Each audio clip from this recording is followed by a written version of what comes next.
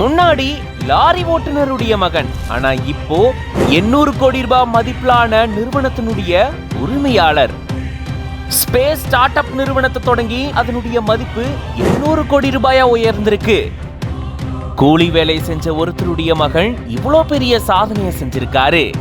பலரும் இறங்குறதுக்கு தயக்கம் காட்டக்கூடிய துறையிலேயே இப்படி ஒரு சாதனையை குறுகிய காலத்துக்குள்ள செஞ்சிருக்காரு தமிழர் ஒருத்தர். வாங்க, யார் அவரு, விரிவா இந்த வீடியோல பார்க்கலாம். சென்னையை சேர்ந்தவர் ஆனந்த் மேகலிங்கம். இவர் கடந்த 2018ஆம் ஆண்டு ஸ்பேஸ் ஜோன் இந்தியா அப்படின்ற ஒரு ஸ்டார்ட் அப் நிறுவனத்தை தொடங்கினாரு. இது ஸ்பேஸ் டெக்னாலஜி சம்பந்தமான ஒரு நிறுவனம். இந்தியாவில் ஸ்பேஸ் டெக்னாலஜி இப்பதான் வளர்ந்துட்டு வருது. அமெரிக்கா மாதிரியான நாடை ஒப்பிடும்போது இன்னமும் ஸ்பேஸ் டெக்னாலஜி இந்தியாவில் வளர்ச்சி பாதையில தான் இருக்கு. இந்த சூழல்ல இந்த துறையில நிறைய பேர் கால் வைக்கவே தயக்கம் காட்டுறாங்க.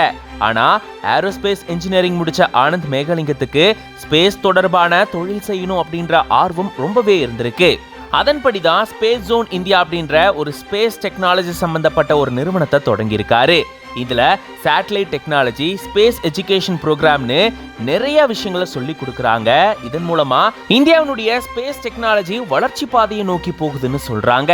இந்த சூழல்ல தான் இதனுடைய மதிப்பு 800 கோடி ரூபாயா உயர்ந்திருக்காம். அடுத்த 2 ஆண்டுகளுக்குள்ள இது 100 கோடி ரூபாய் வருமானம் ஈட்டும்னு சொல்றாங்க. சேட்டலைட் சிஸ்டம் அமைக்கிறது அப்படின்றது அதிக செலவை ஏற்படுத்தும். ஆனா அதை கம்மியான செலவுல செய்யறது, அதுலயும் சிறிய அளவிலான சேட்டலைட்டை உருவாக்குறது அப்படின்றது ரொம்பவே கஷ்டம். அதையும் இவங்க செஞ்சுட்டு வராங்க.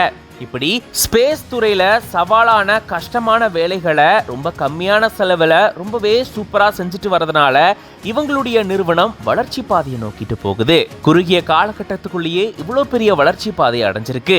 இவருடைய தந்தை ஒரு ஓட்டுநர். கஷ்டப்படக்கூடிய குடும்பத்திலிருந்து வந்த இவரு இப்போ 800 கோடி ரூபாய் மதிப்பிலான ஒரு நிறுவனத்தை உருவாக்கி எல்லாரையுமே ஆச்சரியத்துல ஆழ்த்தியிருக்காரு. இதை பத்தி நீங்க என்ன நினைக்கிறீங்க அப்படின்றத கமெண்ட்ஸ்ல சொல்லுங்க. மேலும் இந்த மாதிரியான இன்ஸ்பைரிங்கான நிறைய நியூஸ்க்கு மறக்காம பிஹைண்ட் நோட்ஸ் பேஜை ஃபாலோ பண்ணிக்கோங்க.